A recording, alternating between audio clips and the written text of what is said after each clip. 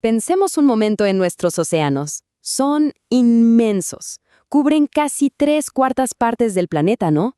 Un mundo azul que parece infinito y está lleno de misterios. Pero su historia, es muchísimo más profunda y antigua de lo que nos imaginamos. Es una historia que nos lleva hasta el mismísimo origen de nuestro sistema solar. Y ahí está la primera gran pregunta, ¿no? A ver, si miramos a los planetas vecinos, a Marte, a Venus, la Tierra es como la rareza del barrio, el único con tanta agua. Entonces, ¿cómo es que tenemos estos océanos gigantescos? Es un misterio cósmico que, créanme, ha tenido a los científicos de cabeza durante décadas. Y ojo, que hay otra pregunta, una que a lo mejor no es tan obvia. ¿El agua del mar siempre ha sido así, salada como la conocemos? ¿Era igual hace miles de millones de años? Pues la respuesta corta es, para nada. La química del océano tiene su propia historia, una de evolución, de cambios y de un equilibrio muy particular. Bueno, vamos a meternos de lleno en esto. Para entender la historia de nuestros océanos, lo primero es ponernos el sombrero de detective y buscar de dónde salió toda esta agua. Y en esta investigación, la ciencia tenía dos sospechosos principales. Dos teorías. La primera decía que el agua siempre estuvo aquí, o sea, atrapada dentro del planeta, y que poco a poco se fue liberando desde el manto. La segunda teoría, en cambio, proponía que fue un regalo del espacio, que llegó con los impactos de cometas y asteroides mientras la Tierra se formaba. Ok, ¿y cómo se resuelve un caso así? Bueno, la clave está en algo que es como la huella dactilar química del agua. A ver, el agua H2O está hecha de hidrógeno, pero hay una versión un poquito más pesada de hidrógeno que se llama deuterio. Resulta que si medimos la proporción de este deuterio contra el hidrógeno normal, ¡pum!, obtenemos una firma única. Cada fuente de agua en el sistema solar, venga de un cometa, de un asteroide, de donde sea, tiene su propia huella. Así que con esta herramienta increíble en mano, los científicos pudieron hacer la prueba de ADN, por así decirlo. Analizaron el agua de la Tierra y la compararon con la de los sospechosos cósmicos. La pregunta del millón era, ¿la huella de quién iba a coincidir? El primer sospechoso en pasar al interrogatorio, los cometas. A ver, parecían el candidato perfecto. Son básicamente bolas de nieve sucia gigantes. Pero, cuando analizaron su huella, su proporción DH era casi el doble que la de nuestros océanos. O sea, no coincidía.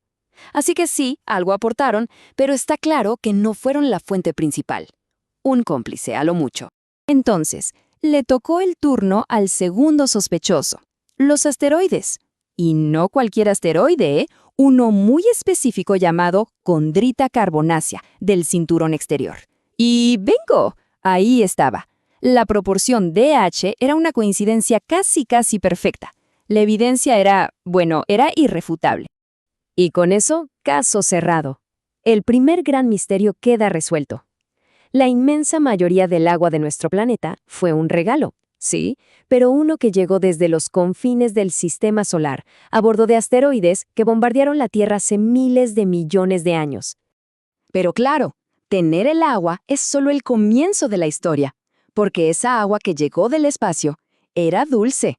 El siguiente capítulo de este relato es cómo se transformó en los océanos salados que conocemos hoy. Y más importante aún, cómo su química ha estado en constante cambio desde entonces. A ver, el proceso básico de por qué el mar es salado es bastante fácil de entender, ¿no? La lluvia cae sobre la tierra, disuelve minerales de las rocas, los ríos arrastran todo eso hasta el mar y, como el agua se evapora pero las sales no, pues se van acumulando. Pero esperen, porque la historia química real es mucho más enredada que eso. Y miren esta gráfica. Esto es como encontrar una página perdida del diario químico del océano. El eje debajo es el tiempo, miles de millones de años. La línea punteada representa la química que viene del manto de la Tierra. Y la línea oscura y gruesa, esa es la química real del agua de mar a lo largo del tiempo. Fíjense, hace más de 3.000 millones de años, las dos líneas estaban pegaditas. ¿Qué nos dice eso? Que la química del océano la controlaba lo que pasaba dentro de la Tierra. Pero a medida que pasa el tiempo, miren cómo se separan. La línea del agua de mar se dispara hacia arriba. Y eso nos grita que otra fuerza, la erosión de los continentes, entró en juego y cambió las reglas del juego para siempre. Y esto nos lleva directo al corazón del asunto, a la fuerza principal que ha dictado la química de nuestros océanos por eones, un tira y afloja geológico constante. A ver, que quede claro, la química de nuestros océanos no es algo pasivo que simplemente está ahí, para nada. Es el resultado de una batalla constante, un sistema superdinámico, un eterno tira y afloja entre dos fuerzas geológicas muy poderosas. Imaginen esto. Por un lado tenemos a los ríos. Son como cintas transportadoras que sin parar le echan minerales al mar, como calcio y magnesio, que sacan de las rocas. Pero por el otro lado, en lo más profundo del océano, están las fuentes hidrotermales.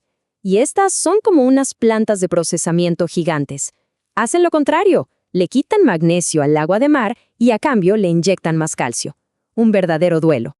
Ok, para entender esta batalla necesitábamos una máquina del tiempo.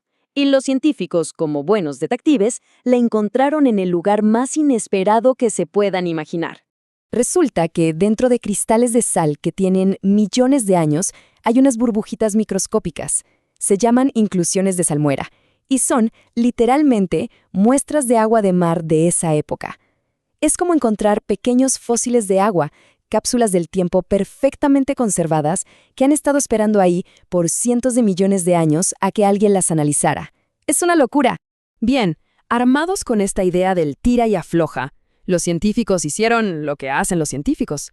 Crearon un modelo por computadora, llamado BLAG, para predecir cómo debería haber sido el pasado. Miren la gráfica. Esto es lo que el modelo predijo. La línea continua es el calcio, la punteada, el magnesio. Según la teoría, si viajábamos al pasado, el calcio debería subir y el magnesio debería bajar. Tenía sentido, ¿no? Esa era la teoría. Pero aquí es donde la cosa se pone buena. Cuando los científicos por fin analizaron esas gotitas de agua antigua atrapadas en la sal, los resultados fueron un shock total. Miren ahora esta otra gráfica, la de los datos reales. Es casi el espejo del anterior. Los datos de verdad mostraban que en el pasado el calcio estaba bajo y el magnesio alto, o sea, justo lo contrario. La teoría y la evidencia no podían estar más peleadas. La ciencia tenía un problemón entre manos. Esto, como se podrán imaginar, desató una controversia científica enorme.